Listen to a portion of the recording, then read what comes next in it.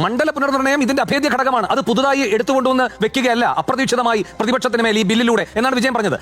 ഞാൻ അതിന്റെ ഒരു മറുപടി പറഞ്ഞിരുന്നു, നിങ്ങളുടെ ഭാഗം കൂടെ കേൾക്കണമെന്നുണ്ട്. അങ്ങനെയാണെങ്കിൽ ഈ മണ്ഡല നിർണയം ഇതിന്റെ ഭാഗമായി തന്നെ നേരത്തെ ഉൾപ്പെടുത്തിയിരുന്നു എങ്കിൽ പോലും ഈ വനിതാ സംവരണ ബിൽ നടപ്പാക്കുവാൻ മണ്ഡല പുനർനിർണയം നടത്തിയേ തീരൂ എന്ന് പറയുന്ന അവസ്ഥയുണ്ടോ? അത് എനിക്ക് അക്കാര്യത്തിൽ ക്ലാരിറ്റി ഇല്ല. ഞാൻ എന്റെ അറിവിലേക്ക് കൂടി ചോദിക്കുകയാണ്, അങ്ങനെയുണ്ടോ? അതായത് ഇവിടെ ഡീലിമിറ്റേഷൻ നടപ്പാക്കിയാൽ വനിതാ സംവരണം നടപ്പാക്കുകയുള്ളൂ എന്ന് പറയുന്ന ലീഗൽ ഒബ്ലിഗേഷൻ ഉണ്ടോ? ഭരണഘടനാപരമായ ഒബ്ലിഗേഷൻ ഉണ്ട് ലക്ഷ്മി, ഭരണഘടനാപരമായ ചോദിച്ചോട്ടെ, എന്റെ ഒരു ക്ലാരിഫിക്കേഷൻ ചോദിച്ചോട്ടെ. അതായത് ഇന്ന് പ്രതിപക്ഷം ഇന്ത്യ മുന്നണി പിന്നെ പാർലമെന്റ് അടക്കം ഉന്നയിച്ചൊരു കാര്യമുണ്ടല്ലോ. അതായത് നിങ്ങൾക്ക് നാരി ശക്തി അല്ലെങ്കിൽ ഈ വുമൺ റിസർവേഷൻ നടപ്പാക്കുക എന്നത് മാത്രമാണ് നിങ്ങളുടെ ഉദ്ദേശമെങ്കിൽ നിങ്ങൾക്ക് 2024 ലോക്സഭാ തെരഞ്ഞെടുപ്പിൽ നടത്തിക്കൂടായിരുന്നോ? എന്തുകൊണ്ട് നടത്താൻ കഴിഞ്ഞില്ല?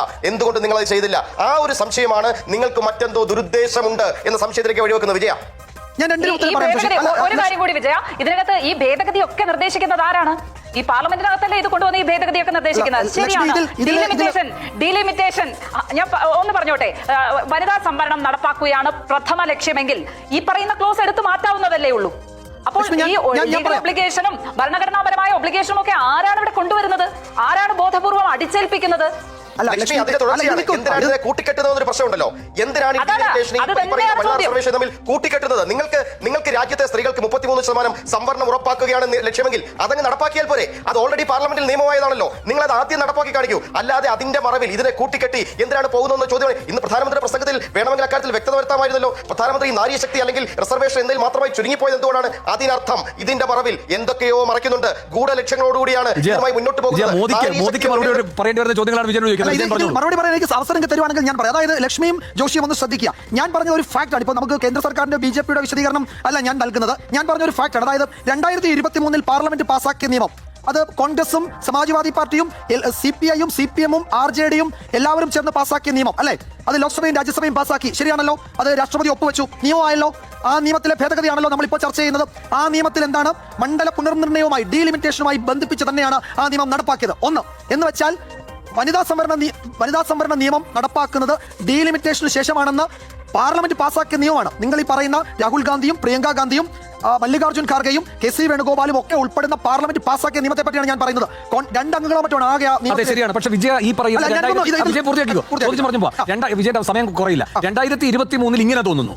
2023 എനിക്ക് തോന്നുകയാണ് നാരി സംവരണം നടപ്പാക്കണമെങ്കിൽ മണ്ഡല പുനർനിർണ്ണയവും സെൻസസും വേണം. 2026 എനിക്ക് തോന്നുകയാണ് ഇതൊന്നും വേണ്ട, ഇതൊക്കെ ഭേദഗതി ചെയ്ത് എനിക്ക് തോന്നുന്നു ഏതെങ്കിലും ഒരു കാലത്ത് സെൻസസ് മതി. ഇങ്ങനെയാണോ നാരി ശക്തി പ്രകടനം?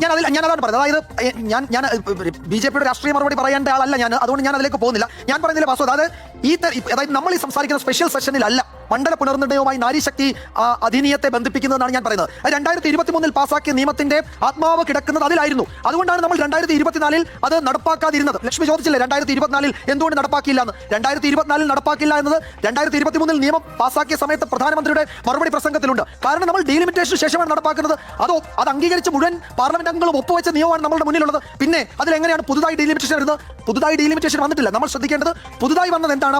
2026 തുടങ്ങുന്ന സെൻസസിന്റെ വിവരങ്ങൾക്കനുസരിച്ച് 2029 ഡീലിമിറ്റേഷന് ശേഷം നിയമമെന്ന അന്ന് പാർലമെന്റ് അംഗീകരിച്ചത് നമ്മൾ ഭേദഗതി ചെയ്യുകയാണ്. ശരി, അത് 2011 കണക്ക് അവിടേക്കാണ്. ഞാൻ പറയുന്നത് പ്രതിപക്ഷം വോട്ടിനിട്ട് തോൽപ്പിക്കണമെന്നാണ് ഞാൻ പറയുന്നത്. വിജയന്റെ ആർഗ്യുമെന്റ് എന്ന് പറയുന്നത് നേരത്തെ 2023 പാസാക്കിയ ബില്ലിലും മണ്ഡല പുനർനിർണ്ണയം ഉണ്ട്. അതെ, അത് ഇപ്പോഴേക്ക് കെട്ടിറക്കിയതല്ല. അപ്പോൾ വിജയൻ മറ്റു ഭാഗങ്ങൾ അംഗീകരിക്കുന്നു. ഇങ്ങനെ ജഡതിയിലാണോ ഇത് നടത്തേണ്ടത്?